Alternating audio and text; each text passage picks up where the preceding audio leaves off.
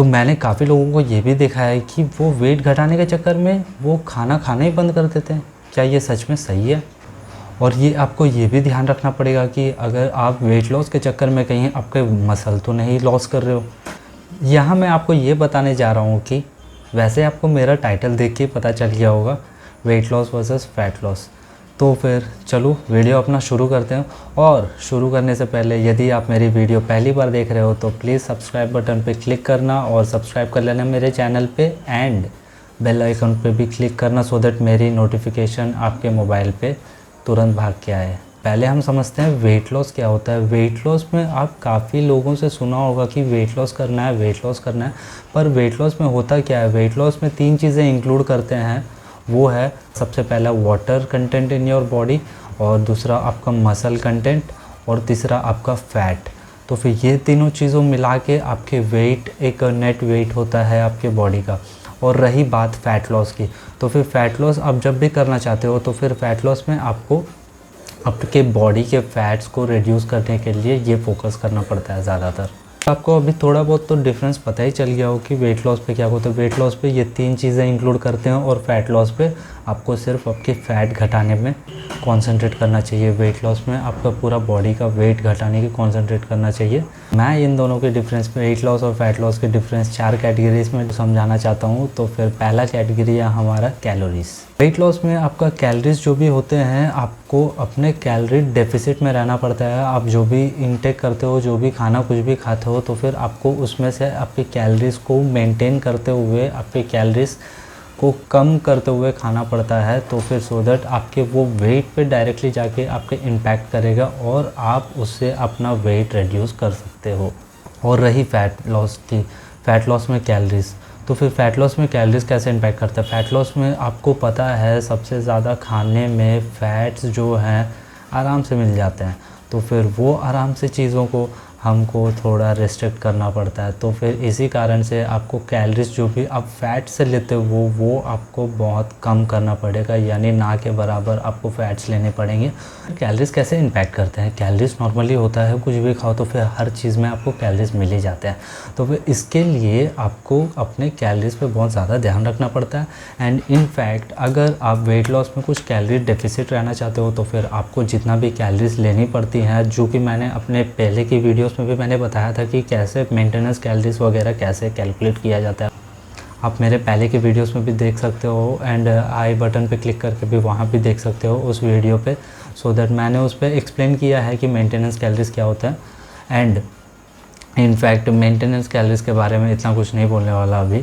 तो maintenance calories को लेके आपको उससे थोड़ा कम खाने पड़ते हैं, सो दैट आप अपनी फुलफ़िल एक डेफिसिट में, आप अपनी कैलोरीज़ डेफिसिट में रह सकते हो। नेक्स्ट है हमारा फ़ैट लॉस। तो फ़ैट लॉस में कैलोरीज़ कैसे इम्पैक्ट करता है? फ़ैट लॉस में आप जो कुछ भी फूड खाते हो तो फिर फ्री में मिलता है, तो वही है फ़ैट्स, आराम से आपके खाने में फ़ैट्स मिल जाते हैं। तो फिर इसको आपको थोड़ा रिड्यूस करना पड़ेगा, इसको थोड़ा आपको अवॉइड करना पड़ेगा। फ़ैट लॉस में गुड फैट्स भी होते हैं, बैड फैट्स भी होते हैं। आपको गुड फैट्स के साथ अपने फ़ैट गोल को रीच करना चाहिए डेली। तो अगला पॉइंट है हमारा न्यूट्रिएंट्स। ज़्यादा से ज़्यादा प्रोटीन्स लेने हैं, उसके नीचे कार्ब्स लेनी है, उसके नीचे फैट्स लेनी है। जैसे कि आपको मैंने बताया था पहले, कैलोरीज इंटेक सो सेम उसी में रिलेट हो सकता है ये भी। जैसे कि आपको जो भी कुछ आप खाते हो तो फिर कार्ब्स, प्रोटीन्स को पहले सबसे ज़्यादा खाया करो, उसके बाद फिर प्रोटीन गोल को रीच करो, उसके बाद कार्ब्स गोल को रीच करो, उसके बाद लेस्ट होती है फैट्स गोल। तो फिर इसी को आपको मेनटेन करके रखना पड़ेगा, एंड इसी को आपको डेफिसिट में भी रहना पड़ेगा, सो दैट आप अपने वेट घटा सकते हो। न्यूट्रिएंट्स फ़ैट लॉस पे कैसे होता है? फ़ैट लॉस पे न्यूट्रिएंट्स ज़्यादा मैं कुछ नहीं बोल सकता हूँ। फ़ैट लॉस पे न्यूट्रिएंट्स जो होते हैं वही है, सिर्फ फैट्स ही होते हैं। और उस फैट्स को घटाने के लिए फैट्स में आपके 2 प्रकार के फैट्स होते हैं, एक है सैचुरेटेड फैट्स और दूसरे हैं अनसैचुरेटेड फैट्स। जो भी हो, सैचुरेटेड फैट्स आपको कम्प्लीटली अवॉइड करनी ज़रूरी है अगर आप अपने फैट्स को रिड्यूस करना चाहते हो, अपने बॉडी फैट को रिड्यूस करना चाहते हो। तो फिर आपको अपने सैचुरेटेड फैट्स को ना बोलना ही बेहतर है।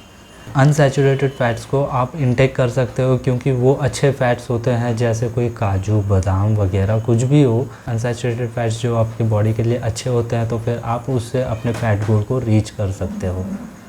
सो थर्ड पॉइंट है हमारा मेजरमेंट।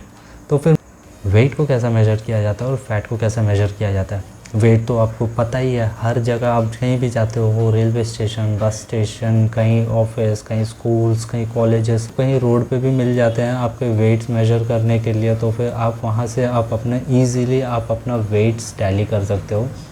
सबसे अच्छा मैं कहूँगा कि अगर आप ये फॉलो करते हो, आप अपने वेट मेजरमेंट करते हो, तो फिर आपको एक वेट मशीन ख़रीद के रख लेनी चाहिए।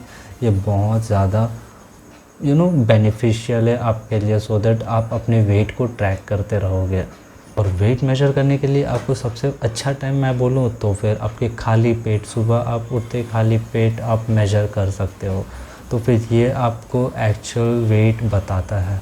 इनमें तो आप वेट मेजर कर ही लोगे आराम से, आपको पता भी चल जाएगा। तो फिर फ़ैट कैसे मेजर करेंगे? क्या फ़ैट्स के लिए भी कोई मेजरिंग इंस्ट्रूमेंट्स होते हैं? तो फिर ये बात जानिएगा कि हाँ, होते हैं इसमें भी, एंड उसे कहा जाता है कैलिपर। तो कैलिपर को आपको अपने स्किन की थिकनेस को मेजर करते हैं, सो दैट आपको पता चलता है कि आपके बॉडी में कितने फ़ैट्स हैं। कैलिपर तो फिर आपको अपने स्किन के ये जो थिकनेस है ये ऐसे आपको मेजर करनी पड़ती है, सो दैट आपको उसमें से आपको बॉडी के फ़ैट्स पता चलते हैं। आपको अलग अलग पार्ट्स में टेस्ट करना पड़ेगा, जैसे आपके थाइस पे मेजर करना पड़ता है, आपके वेस्ट में मेज़र करना पड़ता है, आपको पता चल जाए कि आपके फ़ैट्स कितने हैं अपने बॉडी पे। सो चौथा मेन जो चीज़ है वो है किसे वेट लॉस करनी है और किसे फ़ैट लॉस करनी है। तो फिर ये बहुत बड़ा डिफरेंस होता है, क्योंकि ना अगर कोई भी लोग हल्का से कोई वेट बढ़ जाता है तो सब सोचते हैं कि नहीं मुझे वेट घटाना है, वेट घटाना है, वो खाना खाना छोड़ देते हैं। ये बहुत गलत होता है। तो फिर इसके लिए आपको पहले समझना चाहिए कि मैं ओवर वेट हूँ या मैं ओबीस हूँ, तो फिर मुझे वेट घटानी है या फ़ैट घटानी है, ये आपको ध्यान रखना पड़ेगा। क्योंकि आप बेकार का आप हल्के से ओवरवेट हो सकते हो, वो कोई दिक्कत नहीं है, आप आराम से घटा सकते हो, क्योंकि वो उसमें मोस्टली आपके फ़ैट्स ही भरे रहते हैं। तो क्या होता है कि वो लोग फ़ैट लॉस की जगह पे वेट लॉस करने लगते हैं। वेट लॉस पे किसे फोकस करना चाहिए और फैट लॉस पे किसे फोकस करना चाहिए? तो फिर आपने कभी पहले भी सुना होगा BMI, body mass index. Google पे मारो BMI कैलकुलेटर, आपको आराम से पता चल जाएगा। तो फिर आपको उसमें दिखा देगा कि आप नॉर्मल वेट हो आपके बॉडी के हिसाब से, हाइट के हिसाब से, या आप कम वेट हो या आप ओवर वेट हो।